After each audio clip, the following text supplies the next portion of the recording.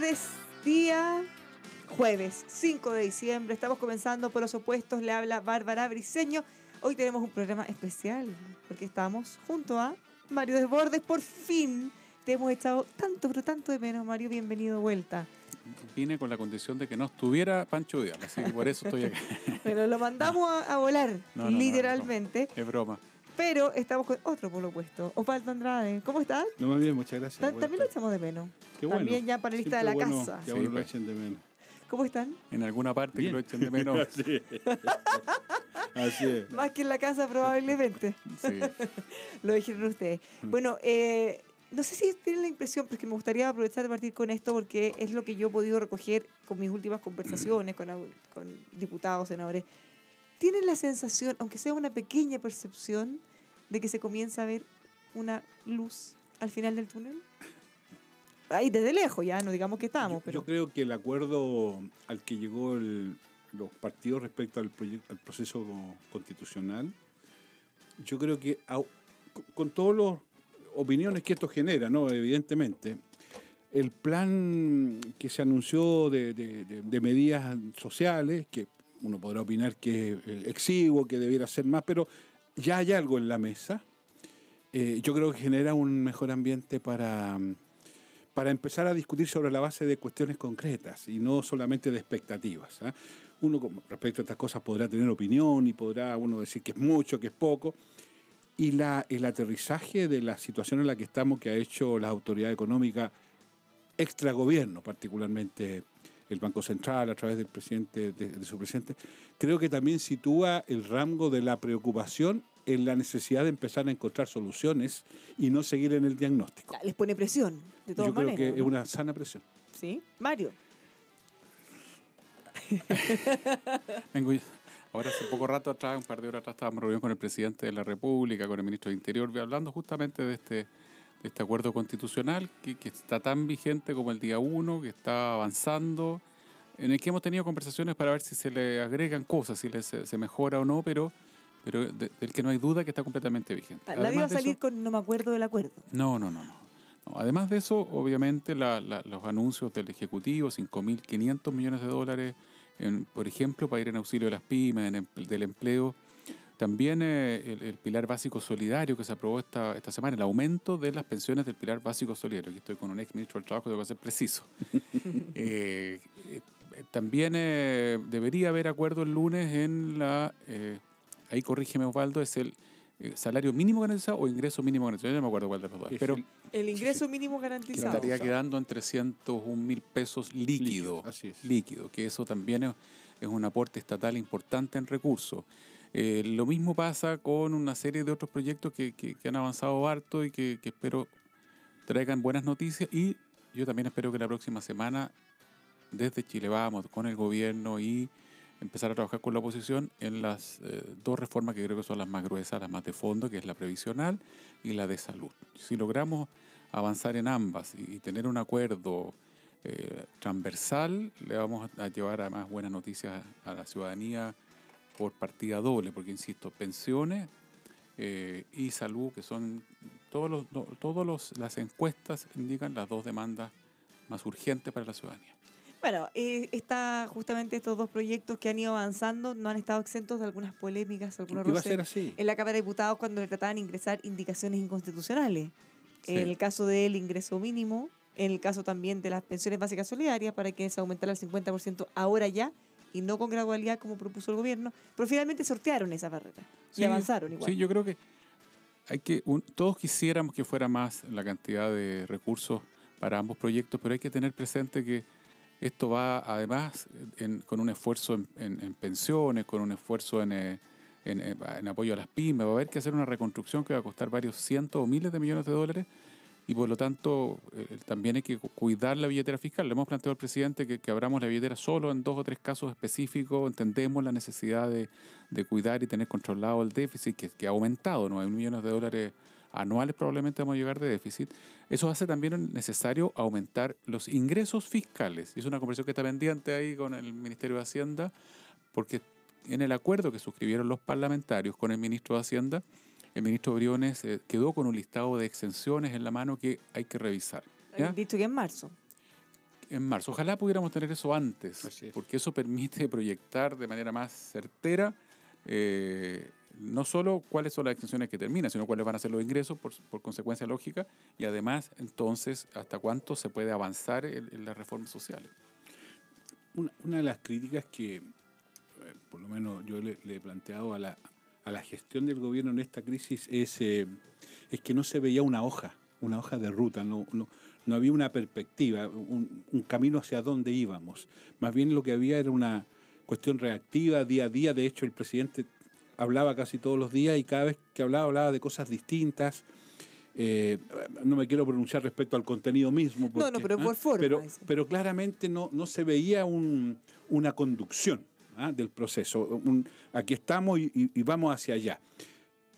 Por paradoja, se ha ido provocando una hoja de ruta, no desde la voluntad presidencial, sino que más bien desde los hechos. Y por eso es que si uno piensa en el proceso constituyente, este plan, que reitero, es discutible después de su contenido esencial, que a lo mejor pudiera ser más. En la crisis subprime, Velasco, fueron 10.000 millones los que... ¿Me entiendes? Pero ya hay una cierta idea. Esto mismo que acaba de decir Mario, de que efectivamente como esto va a significar... Claro, esto es lo inmediato, pero vamos a tener que hacernos cargo de un conjunto de requerimientos financieros de futuro permanentes y en consecuencia esta vieja idea de recursos permanentes para gastos permanentes va a requerir que se haga efectivamente, Lagos creo que lo decía hoy día en los medios de prensa, una reforma tributaria que se plantee 2-3 puntos del PIB, y eso hay que conversarlo, y tiene que ver con exenciones, con un... Bueno, en materia de derechos humanos ya hay un cierto derrotero, ¿no es cierto? Porque uno dice, bueno, está la justicia, está operando, que están los informes pendientes. Entonces, yo creo que por la vía de los sellos se ha ido generando un cierto camino. Y lo que importa es que el sistema político, lo respalde. El agua es para mí. Sí, que lo respalde y que se vaya avanzando en la misma línea. Y que se vaya avanzando en esto. El acuerdo constitucional no puede fracasar. No puede. No hay espacio. Nada, cero. Entonces, el esfuerzo, yo sé que todo el mundo va a tener que renunciar a cosas y probablemente muchas expectativas van a quedar ahí, pero no puede fracasar. Mario, en ese sentido, el otro día estuve conversando con el senador Juan Antonio Coloma y él hacía una crítica a la oposición respecto a que se firmó un acuerdo, todos se dieron, claramente algunos se dieron más que otros, lo decía la presidenta de la UDI, lo decía la senadora Ana von Baer, ellos dieron hasta que les dolió en el fondo. Entonces, ¿les molesta esta actitud de la oposición en que en el fondo ellos quieren ahora agregar cosas que no estaban y que les ponen toda la presión de, en el fondo, que es culpa de ustedes si es que se cae el acuerdo o que ustedes están poniendo en duda un acuerdo, siendo que y eso ya está firmado y que ya se habían hecho en el fondo todas las medidas que tenían que tener o no? ¿Qué les parece? ¿Cómo lo ves tú? No concuerdo mucho con López en eso. Primero porque, bueno, además... hay que dejar claro que todos cedimos y a todos nos dolió lo que cedimos. No me gusta esta idea de que yo solamente cedí, que han planteado algunos, o a mí nomás me dolió, para el resto, por Dios que fue fácil, porque es evidente que no. Luego, tenemos un acuerdo y nadie lo está discutiendo. Entonces, es legítimo si la oposición nos dice, mira, me gustaría agregarle a este acuerdo A, B o C, podemos hacerlo entre todos y esto tiene que ser unánime. Me parece que es legítimo. No, ya, pero es distinto decir que es por culpa de ustedes y por su intransigencia. Pero es que es así. ¿Se va a caer el acuerdo? No. Nadie ha dicho en la oposición que se va a caer el acuerdo. Yo he escuchado a los presidentes de los partidos de oposición que han sido bien responsables en eso. Lo que han dicho es otra cosa y cada uno tiene que hacerse cargo de su propuesta. Mire, la verdad es que no estaba en el acuerdo original, no se discutió, no se planteó en la posibilidad de escaños reservados para pueblo originario y la oposición ha planteado, bueno, ¿por qué no establecemos una cantidad de escaños para esa población chilena? Bueno, ¿se puede o no se puede discutir? Claro, porque no está en el acuerdo original. Si no nos ponemos de acuerdo entre nosotros, los presidentes de partidos, dos cosas entonces. Una, ellos podrían presentarlo, sí, por la vía de una reforma constitucional, tiene un quórum bastante alto. Y lo otro es que quienes no estuvieron de acuerdo en agregar eso tienen que darle una explicación a su electorado y por lo tanto estarán conformes y tranquilos con eso. O sea, si hay una razón de fondo para oponerse, ¿cuál es el problema? Que me digan, oiga, usted fue el que se opuso. Yo le digo a la oposición, bueno, ¿por qué algunos de la oposición se oponen a que los independientes puedan competir en lista? En igualdad de condiciones con los partidos políticos, que los partidos no tengamos financiamiento previo para que los independientes no tengan cancha pareja. Yo se lo planteo a la oposición porque entiendo que hay gente de la oposición que no está de acuerdo con eso. Y el que no esté de acuerdo tendrá que explicarlo. Lo mismo en los pueblos originarios.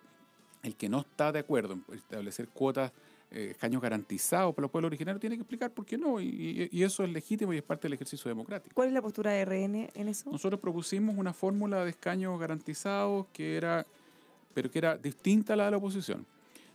Hoy día hay un padrón en la CONADI que tiene 1 millón de personas. En el censo se autodefinieron como de pueblo originario 1,5 millones, 1.700.000 personas. Ninguna de las dos es suficiente como para establecer cuántos escaños habría que reservar a los pueblos originarios. Nosotros creemos que deberían, ¿cierto?, establecer en el CERVEL un padrón especial en donde las personas que tienen su carnet de pueblo originario o que lo obtengan de aquí a la fecha que corresponda puedan manifestar ahí en ese padrón: mira, yo quiero votar en el padrón de pueblo originario. Y si se junta 1 millón de personas, bueno, habrá la cantidad de escaños reservados proporcional, ¿no es cierto?, a la cantidad de electores, que eso significa. Si son 200.000, es menos. Lo que no queremos es que haya una sobrerepresentación de nadie, porque si tenemos ciudadanos que tienen derecho a elegir cierta cantidad de convencionales, de parlamentarios, y su voto vale tanto, nos parece que eso debería ser la regla general. Ya, pero en el fondo lo que ustedes piden es primero establecer... Pero eso no hay acuerdo en Chile Vamos. Entonces, ¿qué acordamos en Chile Vamos? Porque no todos quieren que haya escaños reservados. Bueno, mínimo establecer una cuota del 10% de entrada, pues esa es la otra opción. Y todavía estamos haciendo esa discusión. Hay gente que nos dice, bueno, tiene que haber un escaño para cada pueblo originario, y son 9, ¿cierto? Sí. A mí me llaman Renovación tiene dirigentes mapuche, aymara, diaguita, pascuense, y te llaman los pascuenses y te dicen, oye, cuidado que ese padrón me van a ganar los mapuches y yo voy a quedar fuera, porque son más. Los aymara me dicen, bueno, lo mismo, ¿no? Yo tengo más votos que los... Ya, pero vamos a empezar a hacer como, dependiendo de cómo nos conviene para ganar, porque esa es la complejidad, pues. Porque todos van a empezar a decir, a ver, ¿cómo me conviene a mí? O en qué región me conviene más. A mí lo que más me preocupa, y no todas las mujeres están de acuerdo en esto, a mí me interesa primero que participen los independientes en igualdad de condiciones, que no estén obligados a ir dentro de un partido político. Y lo segundo que a mí me preocupa mucho es que haya paridad de género la mayor posible. Yo quisiera ver, ojalá mitad y mitad, hombres y mujeres. Si no se logra por la vía electoral, bueno, es bien difícil hacerlo de otra manera, porque no hay acuerdo en que sea con una corrección posterior. Pero por Dios que sería importante que esa convención constituyente, que es un órgano que por una sola vez se va a hacer y que ojalá evacúe un documento que dure 70 años, estuviera representado como es la sociedad chilena, mitad de mujeres y mitad de hombres. Sí. Hay que buscarle una mejor fórmula para que eso pase. Polos opuestos en Radio El Conquistador. Si está pensando en un merecido descanso, viajar por unas vacaciones o quizás planificar un viaje a fin de año y desea arrendar un vehículo, vaya directo a Euro Rentacar. Cuentan con una flota de vehículos años 2019-2020 de todos los tamaños en distintas ciudades de nuestro país. Toda la información, eurorentacar.cl. Disfrute su camino. También puede llamar al 22478-9000, eurorentacar.cl. Ahora más que nunca, protéjase de la delincuencia. Active su tranquilidad en tepille.cl, la única empresa antidelincuencia que tiene 97% de efectividad y lo protege de los robos. Solicite su representante sin costo en tepille.cl. Trongemen, la casa del impermeabilizador, tiene más de 15 años liderando la impermeabilización en Chile con soluciones profesionales y especializadas en superficies susceptibles de recibir agua o humedad. Contáctelos en trongemen.cl. Proteja sus cultivos del daño por pájaros con la revolucionaria tecnología láser amigable con el medio ambiente. Una inversión con enormes beneficios al corto plazo garantizado y resultados comprobados que aumentan la productividad y su tranquilidad. Búsquelos en birdchile.cl, así tal cual, birdchile.cl. ¿Estás de acuerdo, Osvaldo, en que es necesario avanzar en algo? Hay que distinguir, y es bueno precisarlo, lo que es un proceso que tiene toda la legitimidad del mundo, que es el acuerdo al que se llegó. Y en consecuencia, mejorar la representatividad es una cosa distinta. Y en ese sentido creo que la conversación, el diálogo entre los incumbentes es muy importante, es muy necesario y ojalá vaya mejorando la representatividad. Lo que no me gustaría es que a propósito de la representatividad se pusiera en tela de juicio la legitimidad del acuerdo. Por eso yo digo que este es un acuerdo que no puede fracasar. Y en eso yo concuerdo con lo que dice Mario, en el sentido que, bueno, sí, la paridad, el género... O sea, cualquier detalle de eso podría decir, no me representa, o no, eso no representa a todos, o está mal hecho, o está arreglado. No hay solución perfecta, claro. Pero lo que no puede pasar es que a propósito de la discusión de la representatividad, uno diga, no es legítimo el acuerdo. Claro. Y ese es el temor que a veces subyace en aquellos que extreman las cosas, de cualquier lado que esto sea. Bueno, esa crítica ha estado desde el principio. Y por eso me pareció importante mencionar lo que acabo de decir. Y lo segundo que quiero señalar es, el plan social que se ha planteado es interesante, incorpora un conjunto de recursos, pero tiene que tener un correlato de seguimiento, o sea, tiene que estar vinculado a un plan de cambio más estructural, porque si nos quedamos solo en esto, efectivamente vamos a mejorar el pilar solidario, efectivamente vamos, pero esto le lleva, por ejemplo, yo creo, pensiones, salud y salario deben ser las tres cosas que se repiten como más de mayor preocupación. Si en pensiones lo que se está haciendo en el pilar solidario es interesante, la gradualidad finalmente fue la que quedó, pero si inmediatamente después de esto, o desde ya no estamos conversando de qué vamos a hacer con el aporte patronal, qué vamos a hacer con la industria, efectivamente se produce una ruptura que si no se hace bien puede significar que lo que hoy día se apaciguó se reactive. Lo mismo en salud, lo mismo en salario. O sea, lo que quiero transmitir es que tiene que haber una hoja de ruta que no se agote en los primeros 10 kilómetros, porque esta es una ruta que tiene 100. Y en consecuencia el sistema político, y particularmente la conducción, que ha estado un poquito ausente, lo quiero decir con franqueza, pero finalmente, si lo tiene que operar el sistema político en su conjunto, pues me da lo mismo, no es un problema, ¿te fijas? Pero tiene que haber esa preocupación, porque de lo contrario, los días de paz se pueden reactivar, porque siempre estas cosas son muy febles, son muy tenues, hay que cuidarlas día a día. O sea, cualquier problema va a enojar a la calle, ¿o no? ¿Es un temor que tienen, Mario? Yo, ¿quién me preocupa cuando uno habla de calle es el 1,5 millones de manifestantes pacíficos. Es en la calle. Claro, porque los violentos, porque en mi sector sobre todo han habido muchos que dicen, mira, que se cedió a los violentos, por Dios, que los violentos hacen lo que quieren y mandan y le imponen las condiciones a los políticos. Los violentos no quieren acuerdo en nada. Eso hay que dejarlo súper claro, así que todo el que tiene ese discurso, por favor, piense un poquito. Cada acuerdo que hemos logrado y cada acuerdo que logremos de aquí en adelante es una derrota a los violentos. Eso hay que tenerlo muy claro.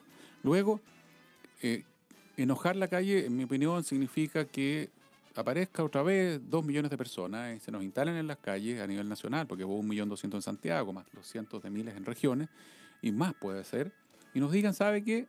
Les pedimos que hicieran estos cambios, los manifestamos claramente por ello y ustedes no hicieron la pega. ¿Y qué va a pasar ahí?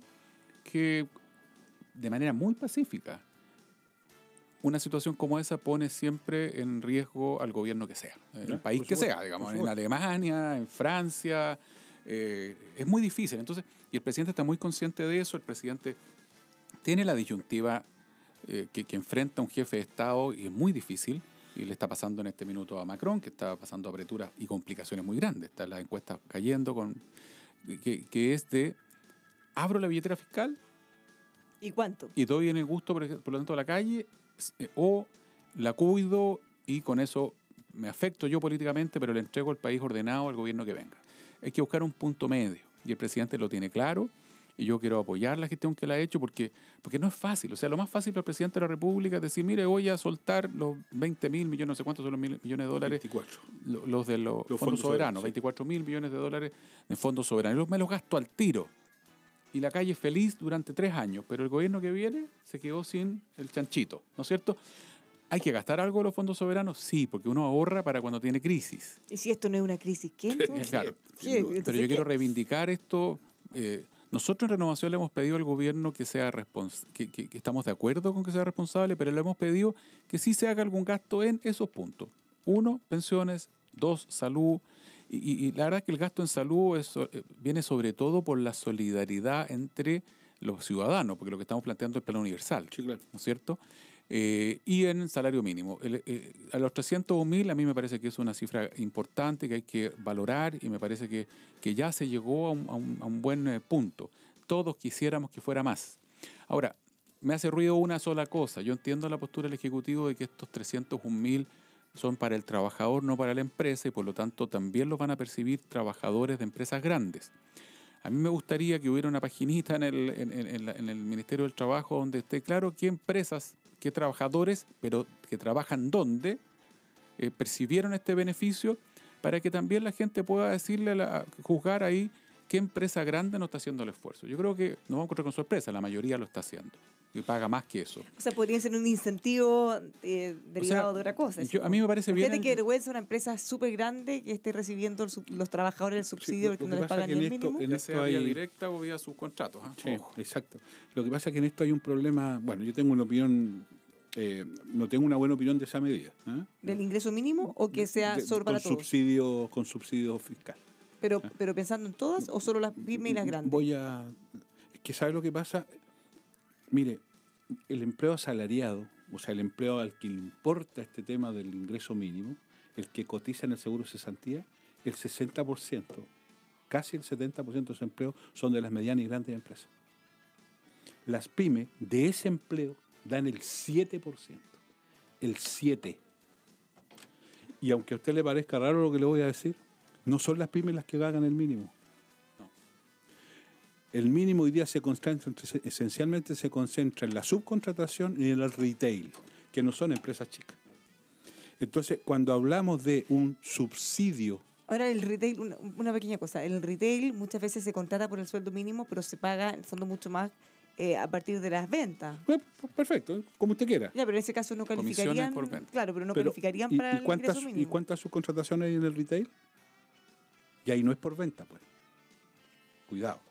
Entonces, tengamos cuidado con las afirmaciones porque de pronto, como está instalada la idea de que el 80% del empleo en Chile lo dan las pymes, y eso es un profundo error, porque además lo que sucede es que en las pymes hay mucho autoempleo. O sea, el feriano es pyme, pues, pero no tiene que ver con esto. El almacén, el kiosco. No tiene que ver con esto, ¿se fija? ¿Por qué voy a esto? Porque efectivamente, si los chilenos, por la vía del subsidio, vamos a colaborar para el pago de este ingreso mínimo garantizado, tengamos cuidado a quién estamos beneficiando. Por eso a mí no me gusta la fórmula. Yo creo que en Chile podemos hacer un esfuerzo respecto a las pymes. Y de hecho hay mucha política pública en esa, pero la mediana y gran empresa hoy día no tiene grandes dificultades para pagar el ingreso. A mí también me hace un poco de ruido, pero por eso yo creo que vamos a seguir conversando en unos minutos. Ya, sigamos con esto y más en unos minutos. No se mueva de Radio Conquistador. Estamos junto a Mario Desbordes y Osvaldo Andrade en Polos Opuestos.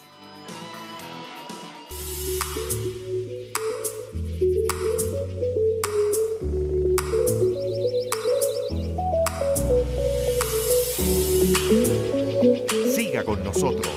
Canal 31. Lo que todos queremos ver.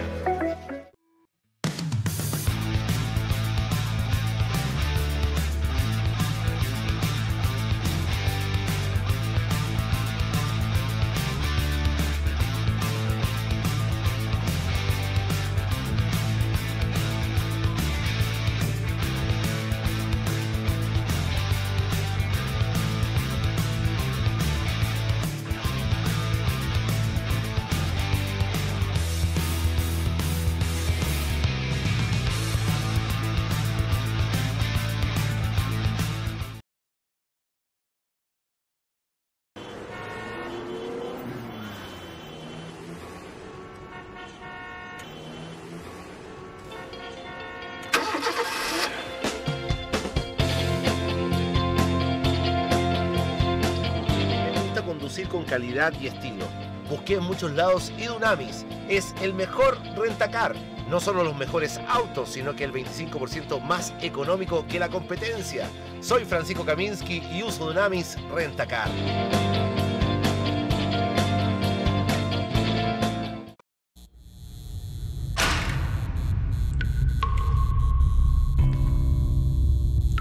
En los momentos más difíciles, cuando vemos todo negro y perdemos las esperanzas, se abre una línea directa.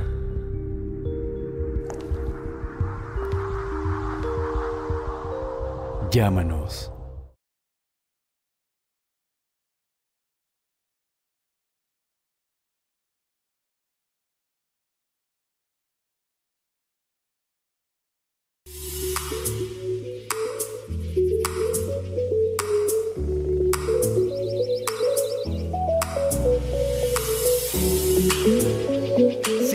nosotros.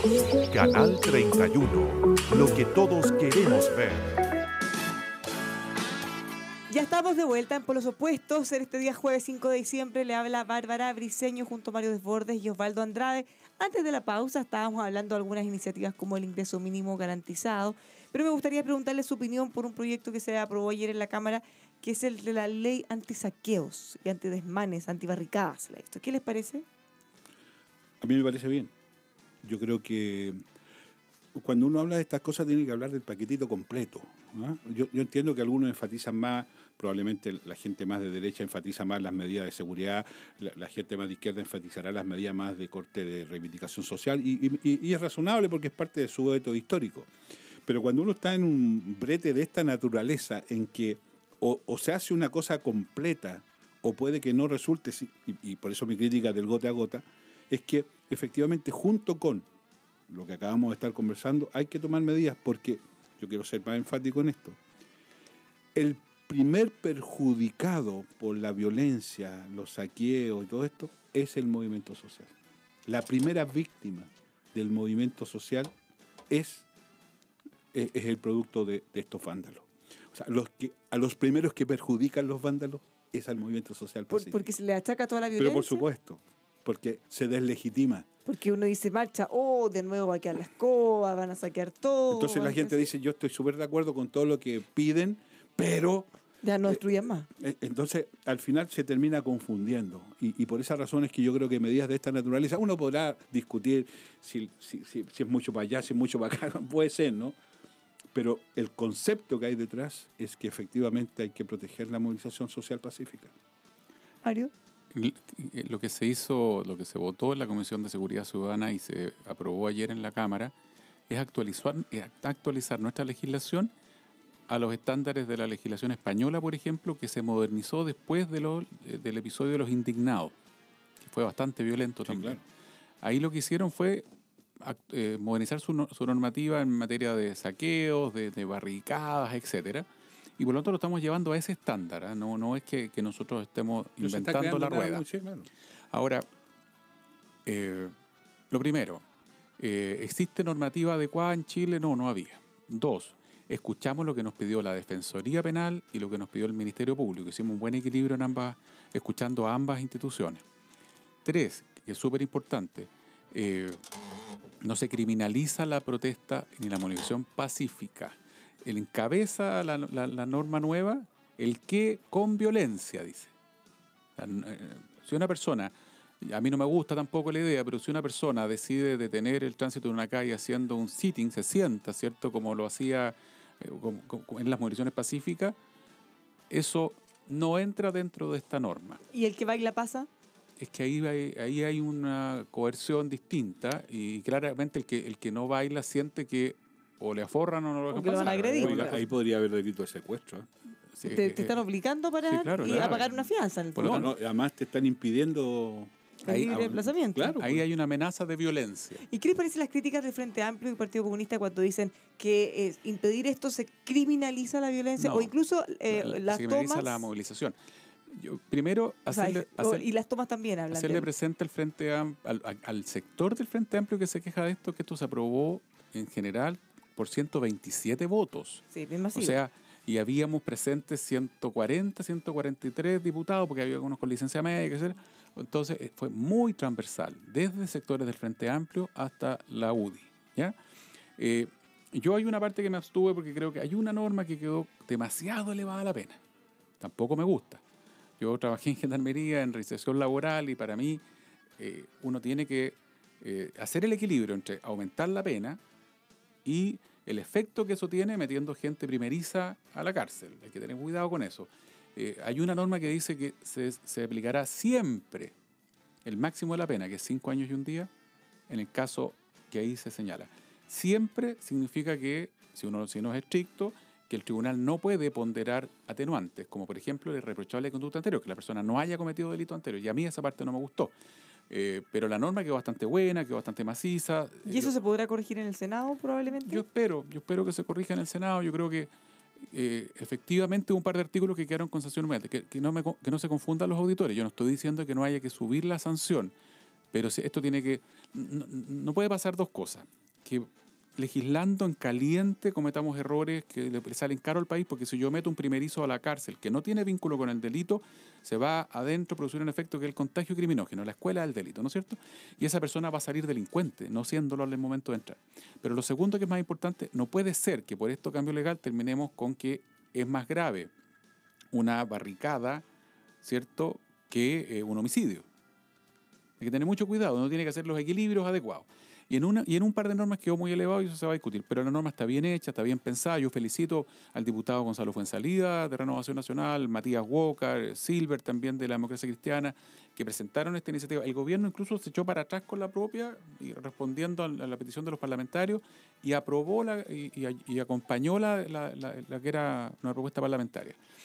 Así que esto va al lo que yo diría al respecto es, y a propósito de que en estas cosas uno tiene que ser enfático, es que no hay violencia buena y violencia mala. Siempre mala. ¿Ah? ¿Cuesta hacer esa distinción para alguno, no? Bueno, por eso lo digo. Por eso lo digo. Porque... Le voy a leer un tuit. Sigue. Perdón. Siempre las víctimas de la violencia son los más pobres. Siempre. Y siempre las víctimas de la violencia son los que menos tienen que ver. Esta señora que perdió la vista por la bomba lacrimógena, iba a su trabajo. No tenía nada que ver. Otro niño iba, no sé, nada que ver. O sea, siempre las víctimas de estas cosas. Entonces, en esto hay que ser tajante. Mire, les voy a leer un tuit del diputado Gabriel Boric.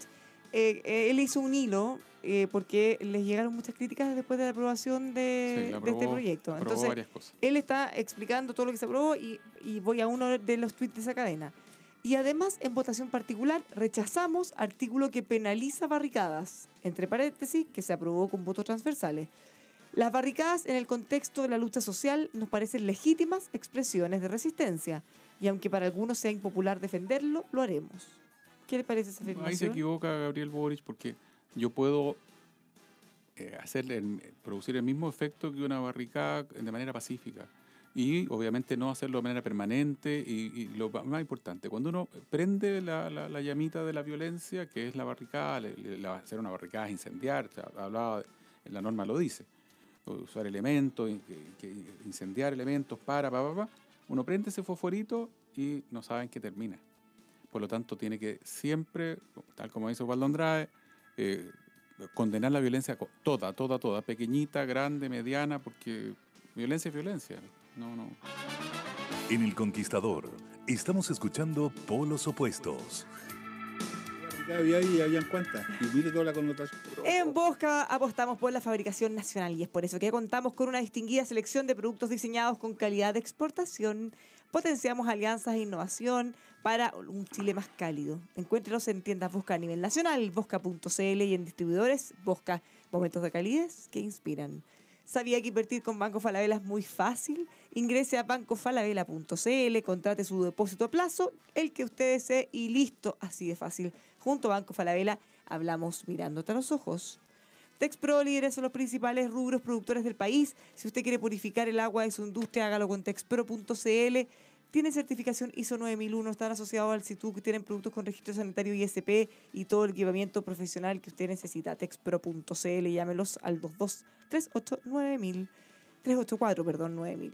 Y finalmente, Heidelberg Center para América Latina de la Universidad de Heidelberg, fiel a su lema de tradición al futuro, ofrece distintos programas de posgrado que usted puede encontrar en heidelbergcenter.cl o llamando al 22-234-3466, heidelbergcenter.cl. Bueno, tenemos esos proyectos. Otro que se discutió harto ayer tiene que ver con la aprobación de la condonación de parte de la deuda de multas por el TAC. Fíjense que eso se entendió bien mal en un principio y ha tenido que el gobierno hacer harto esfuerzo para explicar qué era realmente lo que se aprobó. Yo creo que se entendieron mal dos cosas. Uno, que era una condonación o un perdonazo a la deuda, y lo que es realmente es un, entre comillas, condonación de lo que tiene que ver solo con la deuda morosa de las multas. ¿Ya? No es que la gente tenga que pagar o no pagar, dejar de pagar lo que correspondía por el TAC, sino que había un problema grave que se va a corregir, que tiene que ver con que cuando uno entra a una autopista puede pasar por muchas autopistas distintas y cada una acumulaba una deuda. Entonces uno en un puro viaje... Cada portal. Claro, entonces imagínate, uno en un puro viaje tú te pasabas de la Costanera a no sé cuánto, a la autopista Vespucio Norte, a no sé cuál, y finalmente podías tener deuda de hasta 300.000 pesos en puras multas por haber pasado por distintas, sin haber estado identificado, por ejemplo, o teniendo el tag malo. Y por el otro, respecto a que el movimiento No Más Tag ganó. Entonces, desde el gobierno, esto lo dice el ministro Moreno, me contaba la mañana, no se dieron a las presiones de este movimiento que lo que busca finalmente es bajar las tarifas del tag. Lo que se abordó acá tiene que ver con las multas de una cosa que supuestamente está mal hecha y no con las tarifas propias del tag y con los horarios punta y todo eso. ¿Cómo lo ven ustedes? ¿Se ha explicado mejor? ¿Se ha entendido? No, lo primero, no tiene costo fiscal. Claro. Y no tiene, claro, también se decía mucho cómo están subsidiando. Claro, ¿cómo es posible que el Estado no acepte para ayudar a los deudores del CAE y sí lo haga con... No tiene costo fiscal. Lo segundo, cuando se diseña el sistema de concesiones, para las autopistas se ideó una norma particular porque no se sabía cuánto iba a ser la demanda, si se iban a poder financiar o no y cuál iba a ser los niveles de evasión, que es que ellos podían multiplicar por 40 veces la deuda para cobrarla después en juicio. ¿Por qué? Porque a ti te puede una deuda de 5.000 pesos, 6.000 pesos, no era rentable cobrar, ¿cierto?, en sede judicial. Te iba a salir más caro el abogado, la notificación, etcétera.